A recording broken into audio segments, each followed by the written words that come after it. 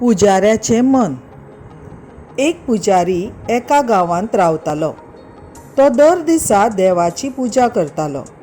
एकदा पुजारी अंधश्रद्धेन देवाक खूश करपा खातीर बोकड्याचो बळी दिवपाचें थारायता। जेन्ना बोकड्याक कळटा की आपलो बळी दिवपाचे आसात, मागीर त्याच वेळार बोकडो अचकीत हांसपाक लागता आनी केन्ना केन्ना रडपाक लागता। बोकडो असो वागता तें पळोवन पुजारी घुस्पता आनी बोकड्याक विचारता, तूं अशें कित्याक करता? मागीर बोकडो म्हणटा, हांवूय आदल्या जल्मांत पुजारी आशिल्लो आनी अशेंच इत्से खातीर बोकड्याचोय बळी दितालो।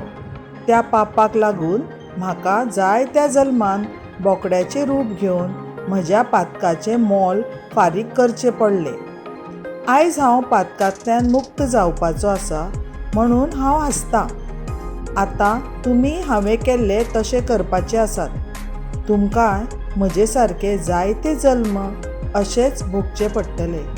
देखून म्हजे दयाळूपणाक लागून हांसता हांसता दुकां आयलीं। पुजाऱ्याक आपली चूक कळटा। तो बोकड्याक मुक्त करता। फकत ध्यान करूनच देवाक खोशी करपाचें तो थारायता। अर्थ: पशूक बळी दिवन देव प्रसन्न जायना।